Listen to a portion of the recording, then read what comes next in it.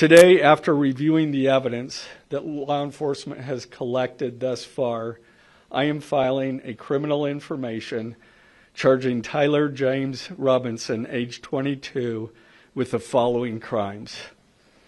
Count 1, aggravated murder, a capital offense, for intentionally or knowingly causing the death of Charlie Kirk under circumstances that created a great risk of death to others. Count 2, felony discharge of a firearm causing serious bodily injury, a first-degree felony. The state is further alleging aggravating factors on counts 1 and 2 because the defendant is believed to have targeted Charlie Kirk based on Charlie Kirk's political expression and did so knowing that children were present and would witness the homicide. The state is also charging defendant with count 3, obstruction of justice, a second-degree felony for moving and concealing the rifle used in the shooting. Count 4, obstruction of justice, a second-degree felony for disposing the clothing he wore during the shooting.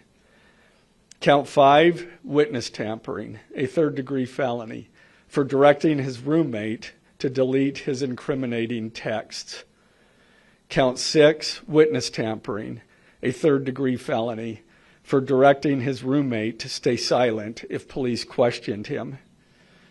And count 7, commission of a violent offense in the presence of a child, a Class A misdemeanor, for committing homicide knowing that children were present and may have seen or heard the murder and did so based on Charlie Kirk's political expression. Also, following the press conference, I am filing a notice of intent to seek the death penalty. I do not take this decision lightly, and it is a decision I have made independently as county attorney, based solely on the available evidence and circumstances and nature of the crime. Because we are seeking the death penalty, the defendant will continue to be held without bail in the Utah County Jail. Turning to the 10-page information, these are the allegations. On September 10th, 2025, at approximately 12:23 p.m., Charlie Kirk was shot and killed while speaking to a large crowd on the campus of Utah Valley University in Orem, Utah. Police found the suspected murder weapon, a bolt-action .30-06 rifle, nearby. Over the next approximately 33 hours, police conducted a manhunt for the shooter until the evening of September 11th, 2025, when Tyler James Robinson surrendered to police at the Washington County Sheriff's Office. DNA consistent with Robinson was found on the rifle's trigger. After shooting Mr. Kirk, Robinson hid the gun, discarded the clothing he wore when he fired the rifle, and told his roommate to delete incriminating text messages and not talk to police. Children were present at the time of the shooting. The shooting. Turning Point USA, a nonprofit organization founded in 2012 by Charlie Kirk, organized a public outdoor event to be held at noon on September 10th, 2025 at UVU. The event was the first in a series of similar events to be held at college campuses nationwide. Mr. Kirk is a well-known conservative activist famous for these type of events where he discusses various political issues and debates with audience members. His events and comments have garnered a significant number of supporters and drawn the ire of many who disagree with his political views. The event at UVU was announced far in advance and garnered significant publicity and interest. Consequently, several hundred people attended. Mr. Kirk was interacting with a crowd before the event officially got underway. Then, at approximately noon, Mr. Kirk seated himself under a portable canopy behind a table and microphone. He began speaking to the crowd and fielding questions from attendees, a format Mr. Kirk commonly used at his events. Mr. Kirk allowed his questioners to approach a microphone positioned directly in front of him.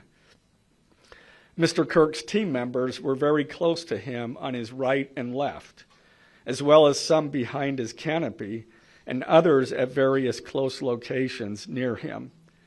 The large crowd surrounded Mr. Kirk on three sides. Temporary metal fencing separated attendees from Mr. Kirk by only a matter of feet. Directly above and behind Mr. Kirk was the UVU Hall of Flags, an indoor walkway spanning several hundred feet with floor-to-ceiling glass windows which overlooked the plaza where Mr. Kirk was seated. People were in the walkway at the time of the shooting. Approximately 15 minutes into the event, Mr. Kirk was answering a question about mass shootings by transgender individuals when a gunshot rang out. The bullet struck Mr. Kirk in the neck. He slumped to the ground almost immediately. The bullet's trajectory passed closely to several other individuals beside Mr. Kirk, including the questioner who was standing directly in front of Mr. Kirk. Children were visible near Mr. Kirk's stage when he was shot. Mr. Kirk was rushed to a nearby hospital where he was declared deceased. The medical examiner's report is still pending. So UVU surveillance. So at the moment of the shot, a UVU police officer was watching the crowd from an elevated vantage point. As soon as he heard the shot, he began to scan the area for threats. Believing the shot came from a rifle because of its sound, he looked for potential sniper positions. He noted a roof area approximately 160 yards away from Mr. Kirk as a potential shooting position and rushed there to look for evidence. The suspected shooting position is adjacent to an open, publicly accessible walkway. To access the suspected location, a person must climb over a railing and then drop to the roof only slightly below. The UV officer climbed over the railing and down onto the roof. He then walked to the suspected shooting position and confirmed a clear shooting corridor between the position and Mr. Kirk's seat. He also noticed markings in the gravel rooftop, consistent with a sniper having lain on the roof, impressions in the gravel potentially left by the elbows, knees, and feet of a person in a prone shooting position. Police reviewed surveillance from the camera covering the roof and discovered that it recorded an individual dressed in dark clothing cross the railing from the public walkway and drop onto the roof at approximately 12:15 p.m. Although the individual moved out of the camera's view for a short time, the camera again captured the individual running across the roof and then low crawling to the area the UVU officer recognized as where the suspected sniper had dropped into a prone shooting position. After a short time, which matches the known time of the shot, the individual arose and ran across the roof to the northeast. This discovery led to an intensive review of UVU surveillance recordings to attempt to track and identify the suspect.